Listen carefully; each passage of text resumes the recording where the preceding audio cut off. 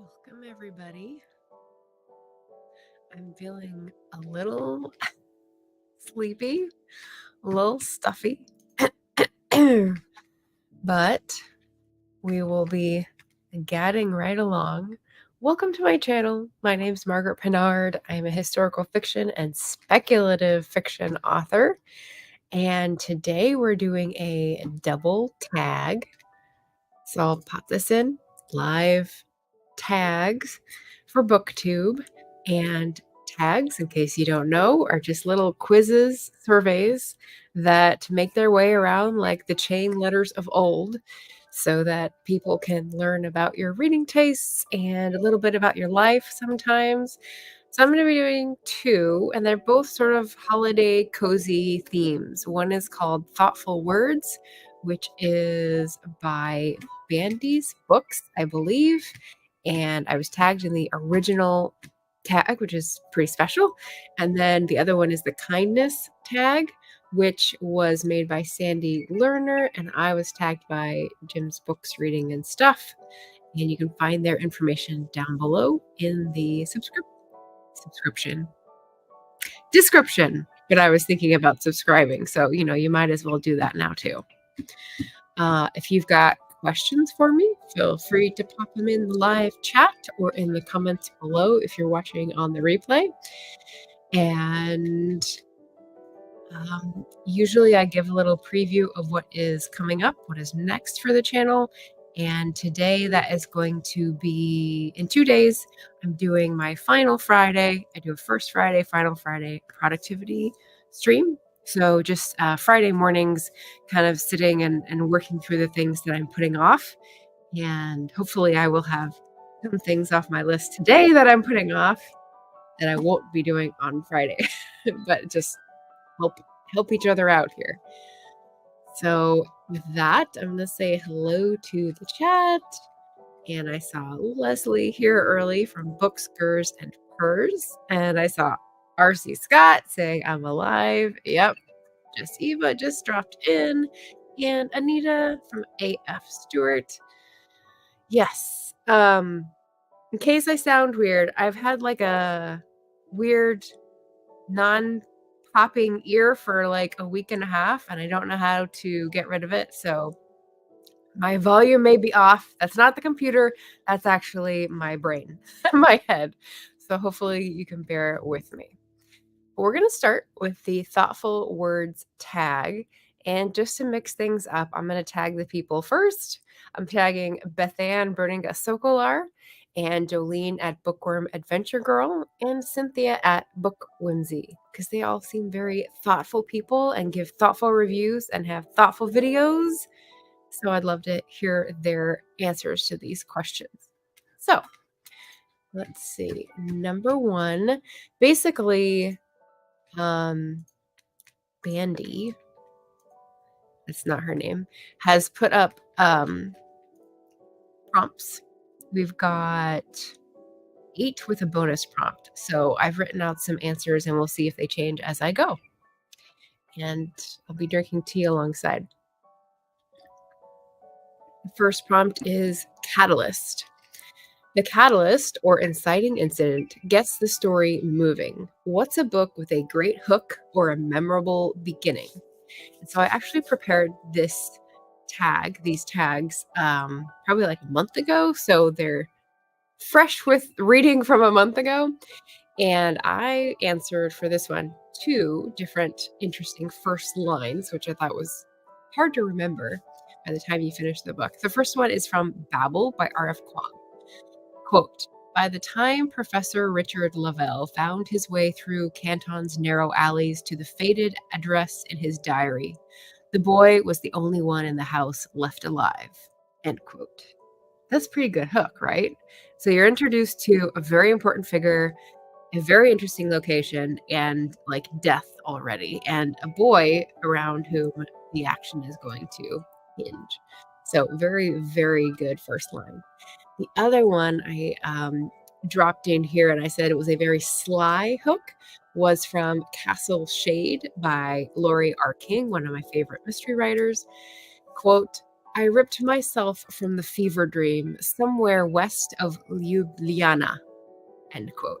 And that's my best attempt at Slovenian. It's not very good. Um, but this gets you right into the Holmes and Russell universe of travel constantly and altered states of consciousness pretty regularly, and the first person for Mary Russell, which I love. So great hook for that. And so both of those books I really loved, and I thought I figured that their hooks would be good. So I went to look them up and they were. So prompt number 2 is, I think this is the nostalgia one. No, foundation. Oh, but I do have books for this. So this will be a nostalgic anyway. Foundation. A foundation or fundamental book could be a children's story or a YA novel from your past. What's a book that you consider the introduction to your reading life? Which is an interesting framing of the question. So I came up with 5 when I thought about the preparation. The Lorax, which is a Dr. Seuss book. Indian in the Cupboard by Lynn Reed Banks, which is a whole series and probably not very woke for today's audiences, but really interesting for the 40 years ago.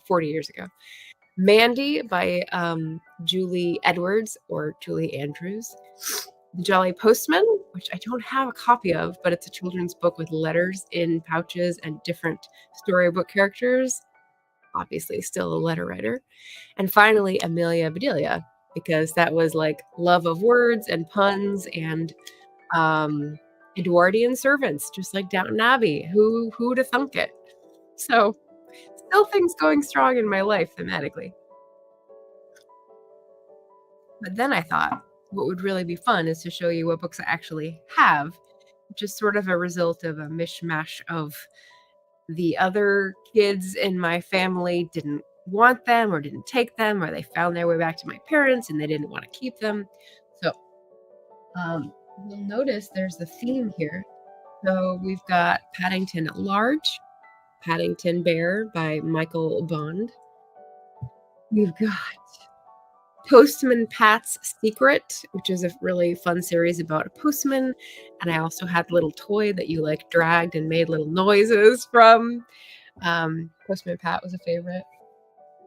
We've got Balloonia, and this is a picture book that was signed by the authors when I was still called Peggy. Audrey and Dawn Wood were a writer-illustrator pair, and they just have a really like lush illustration style. And they came to San Luis Obispo several times to the local independent bookstore and signed books. So I've kept those, and my parents have more of them. A Postman Pat Treasury Collection. I don't know. I think I saw this last time I went home and I didn't want people to give it away. Basically, it's tiny board books in a collection, and it's missing one, unfortunately. Postman Pat's Foggy Day. I liked letters and like the postman, as you can see. Walt Disney's Peter Pan. So like the old comic book. I don't know why I have that in my house. Then we've got these series of books that like, I don't know if anyone else has ever read this or not read this, had this happen. In the 80s, early 90s, you could go to amusement parks and they would have vendors who would print books, early print on demand, if you will. And they would put things in that were like stock text, but then they would ask you like, what's your favorite color? Or what's your favorite animal? And then they would put that in. So for right here, it says Peggy Ann because that was my name. So they put my name in the book so I'd be part of the story. And I thought that was so cool. This is probably one of the early things that started me interested in reading and therefore writing. So there's that one.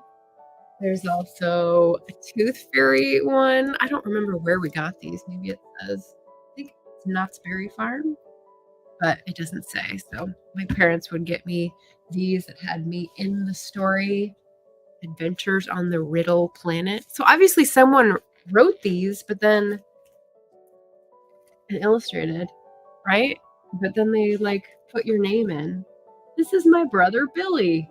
like you were your hometown and stuff. So that just made it really special. So a good reading foundation. And then we've got another Paddington at the Tower book. And random, does my room come alive at night? And I definitely remember staying up at night and being scared things were moving around. And if you're wondering why there was a preponderance of British stories like Postman Pat and Paddington Bear, when I was 2 and like starting to talk, I lived in England. I lived in Northampton for a year. So there's that mystery solved in case anyone wondered why I was such an Anglophile. That's probably where it started. Prop number 3 is nostalgia. Oh, my mother had one of those made for my son, so they're still around. But where do you get them, right? Like, where do you even find those? And Just Eva also said, loved Amelia Bedelia, may read her next month, right? You come home to your favorites, for sure. So nostalgia, we often enjoy those things that bring back memories. Yes, like those books. What's a book that inspired you to text an old friend or look up an old TV show online or write a note to a past teacher? And I don't think I've done any of those things, but the one that made me nostalgic recently was the Door-to-Door Bookstore by Karsten. It's a German book and it's translated, and I can't remember his last name. Because I just remember as a little kid having relationships with grandparents and older folks in like healthy, safe environments. And that book details a relationship with a like 10, 11-year-old girl and an older man who is sort of having issues with his job and his existence, really, and needs to get outside himself. And she is like the key that sort of unlocks or unravels his life routine, which is great. So Door-to-Door Bookstore, I liked. And also a book, it's not really the question that's being asked, but books talking to each other, which we've discussed before on this channel. In October, I read Agnes Grey by Anne Bronte and The Sign for Home by Blair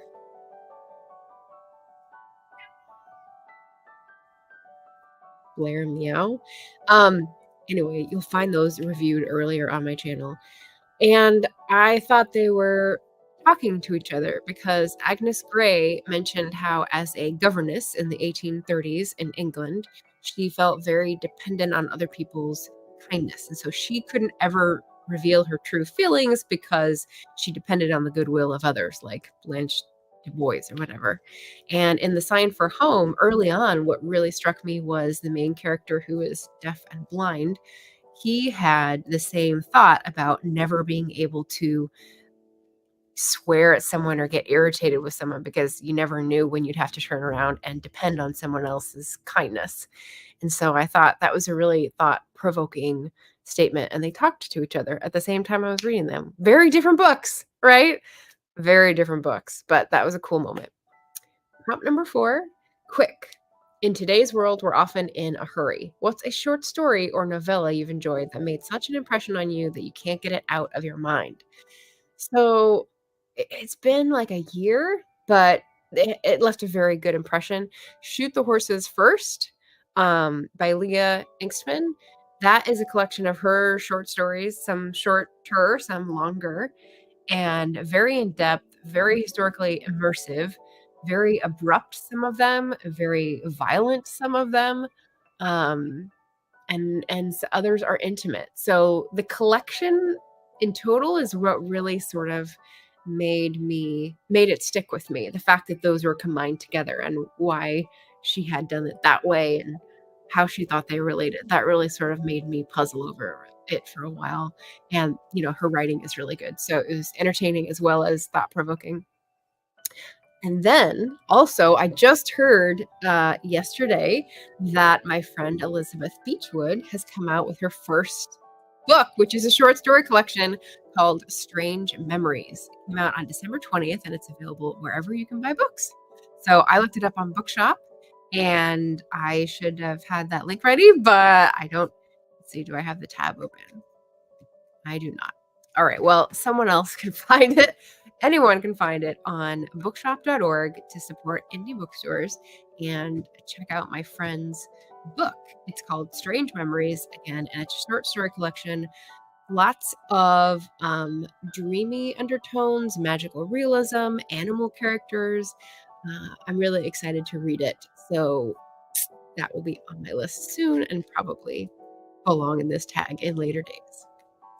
Prompt number 5 is nature. And speaking of nature, we can't be always consumed by technology. What's a book, fiction or nonfiction, that inspired you with its message or characters to go outside? Did the book have animals for characters, for companions? Did the characters spend time camping or journeying through an outdoor world? Tell us. And because we're talking about animals, I thought I'd show Poke Poke. Hey, bud. He likes to stick his butt right on the edge of my desk while I'm live streaming. So thanks, Bean. Oh, I also wanted to show the progressively more festive background. We'll see. We'll see how festive it gets before New Year's Eve.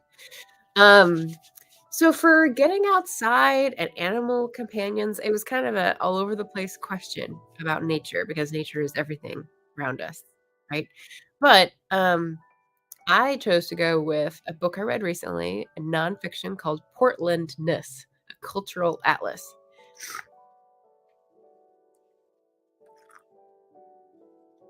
I know it's a big format book that I got at a book swap, I think. And I didn't read it for a long time because I didn't know what was in it. And I figured it might be dry numbers and facts, which are not my favorite. But then I finally cracked it open for like a read off your shelf challenge. And, most of the information in there was up my alley and some were not. And I just skimmed that and went over. It was talking about Portland, city outside my window, and lots of different layered maps that were visual in a creative way. So the one I recall the most strongly was walkable ratings. And basically, they took a map of the corner of Portland that I live in, the Northwest and Southwest, and drew like lines and had a little key for colors for which streets had sidewalks and how bad they were, like on a scale, and had pictures of certain places where they were like, this means a 1, this means a 2, from most dangerous to most safe. And I thought, oh, yeah, that's why I hate 13th Street, because there's no sidewalks and it's really annoying. So like better than I thought it would be. And it was really cool, really interesting things to consider about urban habitat and living and how it affects us as people as part of nature. Prompt number 6 is melancholy. Having a sense of melancholy is not necessarily a bad thing. It can give one time to relax and reflect. What's a book that broke your heart and made you think deep thoughts? So this is a lot of books, but the first ones that came up were what I had just read for Indigenous reading, Seven Fallen Feathers, which is a book about missing and murdered Indigenous youth out of, was it Thunder Bay or was it Calgary? I did a video, and I'll put it in the show notes. I did a video comparing the 3 different Indigenous reads and how they were highlighting similar but different themes in Indigenous life today, sort of like current politics. And that was a really good one. I would also say The Sign for Home, because it was unearthing like the feelings and worries and isolation of someone who is deaf-blind in a religious community. And so that was like cross-cutting all sorts of different challenges that were really heartbreaking.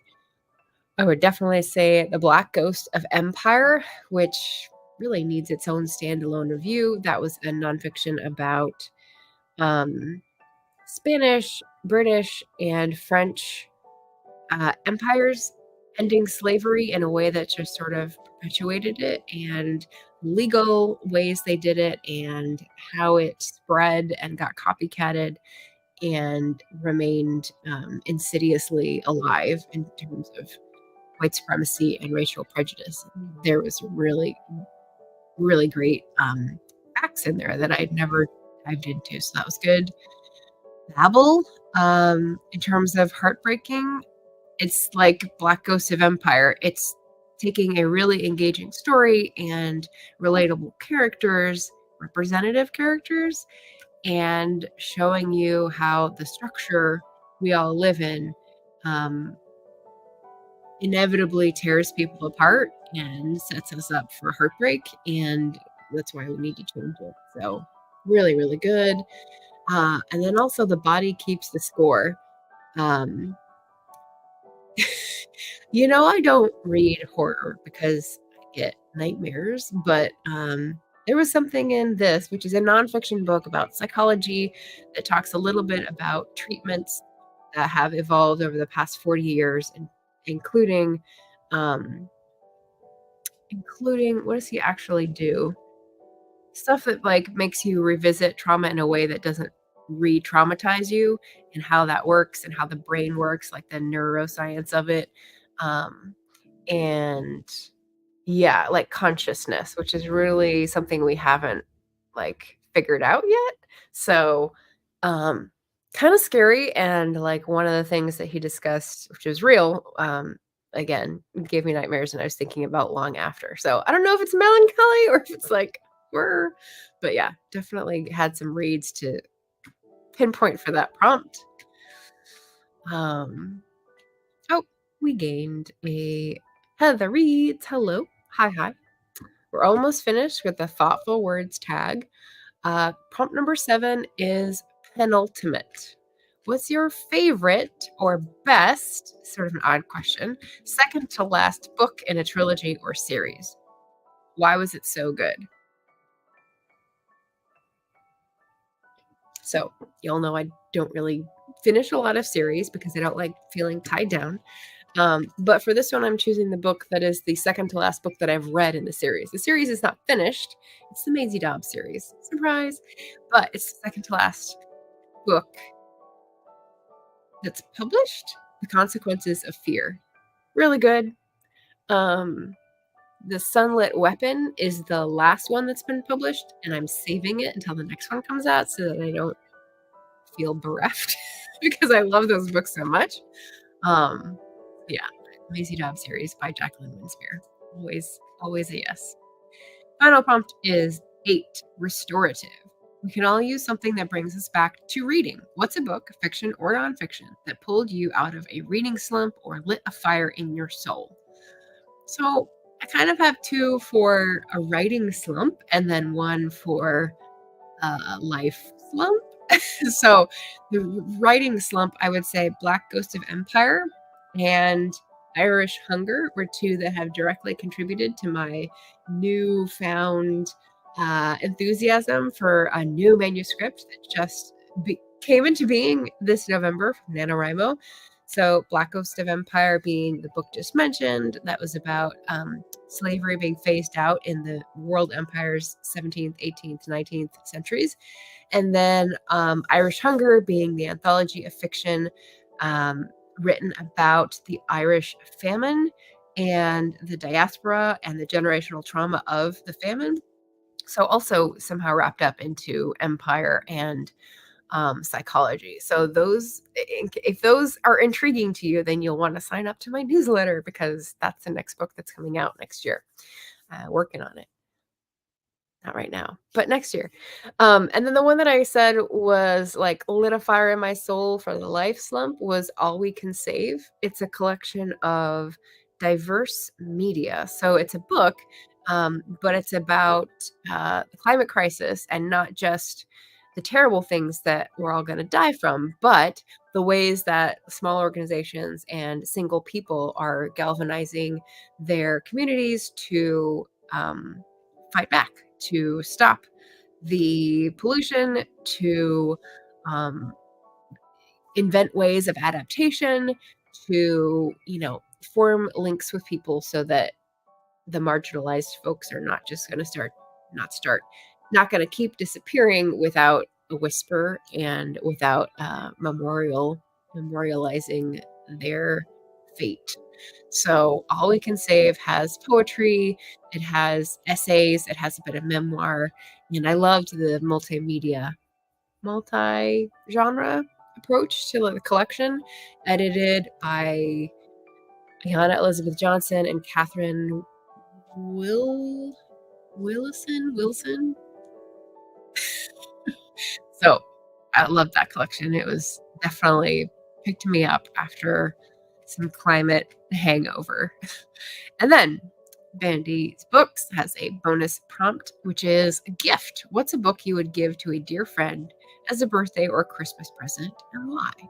And for this one, I just went for my favorite audiobook ever because it's like one of the first I remember really loving in that form, which is Miss Austen by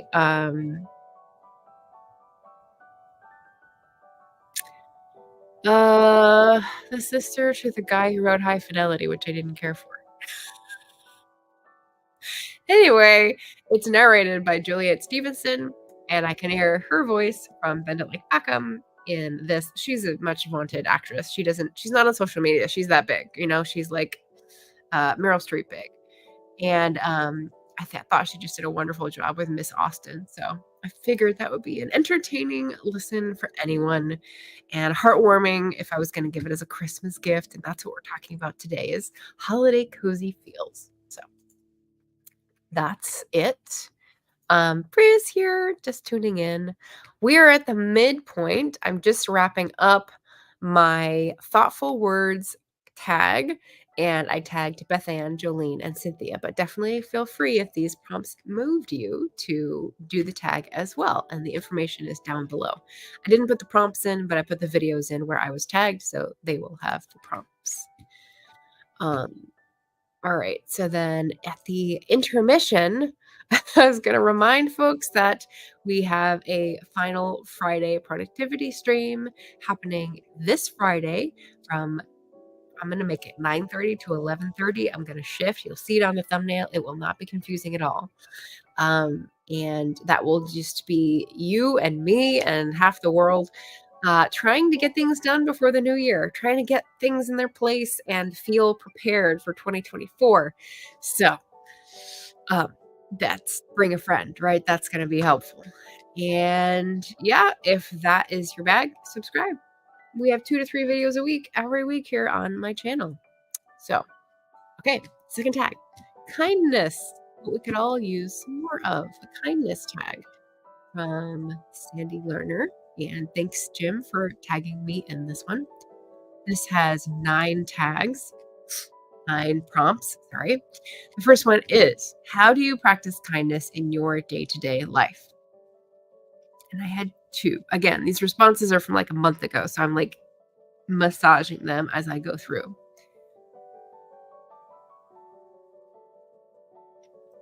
The first way is like restraint.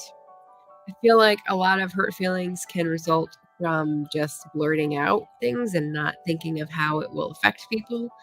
So I don't interact with too many people, but when I text folks or when I check out at the grocery store, talk to cashiers, talk to customer service, often when like something's going wrong, I try to think before I speak and moderate my tone so that like it's not personal. And in the same way, I listen before I write because I'm listening for a voice in my head. Yes, it's totally true. And yeah, just sort of read people before I put something out in the world.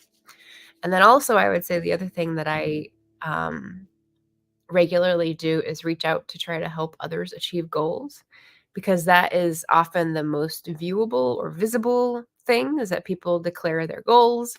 I may not know what's going on with them in terms of illness or obstacles or family drama sometimes. But, if they've got a goal to reach subscribers or to do Vlogmas or to, do collaborations with people, like I will try to connect and help them out, because even making progress on one goal can make people feel like they're making progress in life. And from my experience, that can help your overall outlook. So those are my 2 main ways. Prompt number 2, what's the kindest thing that's happened to you on Booktube? People reading and reviewing my books. Um, so as an author on YouTube, like, I mention this maybe 1 out of 4 videos. I try not to overwhelm people with it, but also not hide it like I'm ashamed of the fact that I'm a writer. I think my books are good reads, and, whenever someone has the time and the bandwidth to pick up a book and read some historical fiction and then review it on YouTube, that's always like a little hearth burning in my heart, which is lovely. Prompt number 3. So thank you for all those who have reviewed my books. Prompt number 3, who in your opinion is one of the kindest booktubers out there? And of course, I can't just put one. So I'm going to start with someone who was streaming this morning and I watched and I lurked for a little bit. That's Maggie M.M. Ward, otherwise known as Penumbra Mine or Mama Maggie. So she's a lovely supporter of like everyone on AuthorTube. I would also say Barrett Laurie, even though he's pulled back on some of the author stuff, he's there for all the community events, which is like giving, giving, giving. Stay tuned for the second Saturday in January. We'll be hosting again AuthorTubers host karaoke. So gotta love Barrett. He's so kind. Books by Adrian, who started an entire book club based on indie authors on YouTube and reading their books, the Tuber Book Club. So if you don't know about that and you want to read people's books on YouTube, check it out. That's Books by Adrian, Adrian. I'd also say Holly Rhiannon from the Stygian Society. So Bree is here. She can attest. Holly and Pay, but Pay is less on BookTube these days. Holly had her own channel and then started the Stygian channel. And it's a way that she's using the channel to support the small press that she has started with Pay, Stygian Society. But she, I would say, has created an atmosphere of organization and intentionality that just makes authors be like, oh, I'm cared for, which is a lovely, kind thing to do. So kudos to Holly. I'm also going to shout out Berna's Bookish Adventures, who is a Turkish booktuber who reads on here mostly books in English, but will also drop in books in Turkish, which is super fun. She tried to do a read-along of my historical fiction trilogy this past summer, and no one joined in, but she still read and reviewed the books, which was lovely. And again, a little hearth fire in my heart. So thank you, Berna. And then I've got 2 more. Sandy of Miss Reads a Lot, who is, again, with me here in the Pacific Northwest, but just someone who behind the scenes has like talked and chatted and we've like, I don't know, connected in a special way. She just really felt compassionate and grounded and wanting to help people. And I love that vibe. And then Amy of A Star Reads, another Pacific Northwest booktuber. We did a fun book swap earlier this year, and she's just been down to like collaborate and has a really full schedule, but still wants to make time to do the things she loves. And again, like people who have that ability to follow through with intention, that's magical. That's like beyond kindness. It's magic kindness. So thank you. Check the chat before I get to the second half here.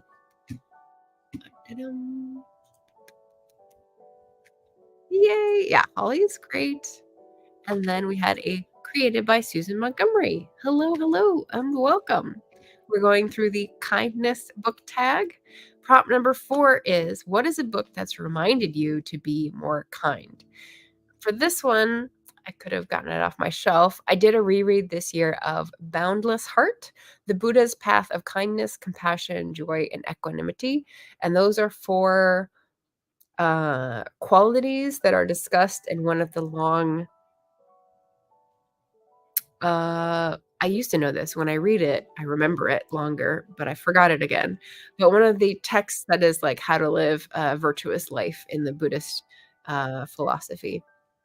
And each time I read it, I am looking into, like, how do I embody those qualities? And they get into the, like, how do I describe this? Um, Kindness, compassion, joy, and equanimity. You may think you know what those words mean, but they investigate the actual effect of actions such that it's kind of feels like the opposite. You kind of get turned around. So I felt that that was very useful, as a reminder to be more kind, as it says in the title. So that was a really good one. And it's on my Bookshop, best of reads. So you can search that out, Boundless Heart, if you're curious. Prompt number 5. Can you think of a fiction book of any genre that focuses on themes of kindness? And actually, I have a fellow author tubers book to highlight here. So, An Island at War is by Deborah Carr, and it's a historical fiction set at World War II, set in the Channel Islands of Britain, um, going through the whole of World War II with the family and what they experienced.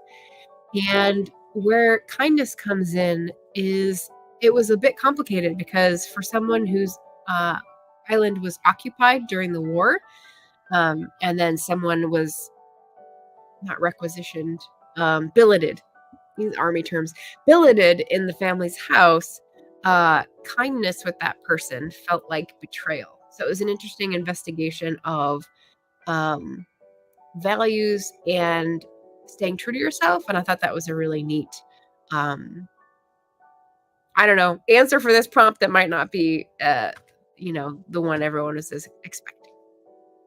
Prompt number 6. How do you think you could make Booktube a kinder place, both individually and as a community? Um, as a community, I didn't answer that part. So let me go with individually first. I basically said watching and engaging with kind booktubers, not the rants or hot takes, which is something I do already because that's what I want to encourage. Um, it kind of approaches this question with the consumerist view of like what you consume, you're voting with your dollars, you're voting with your attention, which is mildly unsatisfying. But I already covered how I practice kindness in the booktube sphere with prompt 1. So I'll just leave it at that. And then for the community side, how do you think you could make booktube a kinder place? Well, I don't feel like I'm a leader of anybody. So it's not like I'm going to, I don't know, tell people to do something and it'll happen. But as a community, I like that we're investigating books from diverse viewpoints and we're being honest in our reviews. And those are the people that I like to hang out with on Booktube because they broaden my horizons. They make me see more of the world with a clearer perception, which is very valuable. So thank you, my community of Booktube. Prompt number 7. Say some kind words about one of your favorite Booktube channels. I can't do just one, so I have 3. I'm gonna do kind words to Savage Reads, to Book Whimsy, and to Tracy Momi Reads. So these are 3 great channels. They're Booktube specific, so they're not authors. Savage Reads is a gal living in Central Europe. Hey, Spain. She's living in Spain, and she just seems to come up with the books that are just a bit of a stretch in terms of current reads that are a little challenging that I probably wouldn't pick up, but she talks about them in a way that makes me interested. So that's a good stretch. And then I've got Book Whimsy, who does the same thing for current rom-coms, especially focusing on Latinx characters and themes, which is really engaging and is good because I don't have those in my my saddlebags from my book journey or history. So it's good to like learn about new cultures, traditions, and issues and things that are important. So that's great. And then Tracy Momi Reads. She is an author, But she does regular book reviews that are completely separate from her authoring, and so she regularly has popular books, sort of like modern classics, and again, the way she talks about them, in a short but, like, thorough way, really are good at helping me decide, like, "Oh, I should read that," or "That's on my radar," or, "Yeah, I have that. I should read it sooner." So, I loved her reviews when I get to see them. They all have an authentic way of reviewing that makes me listen in. So, that's why I thought I'd say some kind words about them. Prompt 8, share a new of small Booktube channel. I think that's supposed to be or. A new or small Booktube channel. So, you know what's fun is that somebody just put out a Booktube newbie tag, and they are a small channel. So that is what I thought I would post today for this prompt. It's Leslie! So I put the link in the chat for Books, Gers, and Purrs Booktube newbie tag.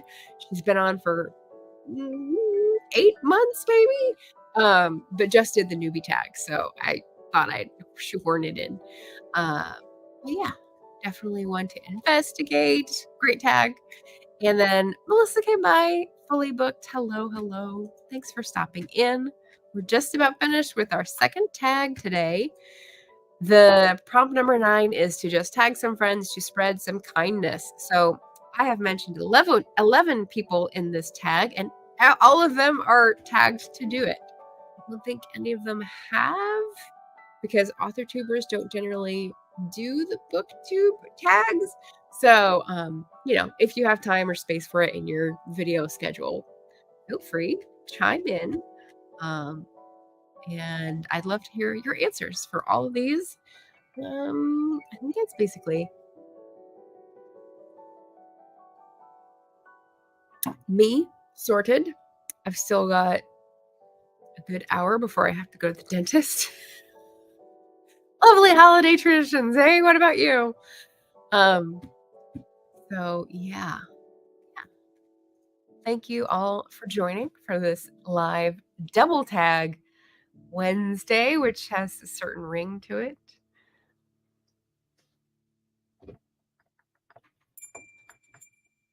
Speaking of a ring, yeah, I'm just having fun and trying to catch up, trying to get through my to-do list. Lots of emails backlogged since I was in Hawaii with the family, and yeah, enjoying beautiful overcast Portland. So wherever you are, I hope you're either enjoying great weather outside or great reading inside, because that's definitely a valid choice. Well, thanks for watching. Drop a comment down below if you're watching on the replay. If you're interested in any of these books, subscribe to the channel. If you're intrigued by any of the channels, go subscribe to them as well. So, oh, we have a question. Bree went to the dentist on Friday. They took 2 months to say we couldn't fit you in, and then finally in the week between Christmas and New Year's. I don't know. Leslie's asking, if you don't mind me asking, if Fabled Passages only going to exist as an ebook, or is it also going to be printed? I don't have a date for that. I imagine I will eventually get it printed, just like I'm going through the historical fiction series in a new format with new covers. But I don't have a fixed date for that because we're moving at the glacial snail pace that is allowed right now. So probably not in the next 6 months is the answer. Yeah, sorry I don't have a better answer. But thank you, Leslie, and thank you, everybody. I will wish you a happy new year, or I will see you on Friday for our last productivity stream of 2023. Okay, thanks. Bye.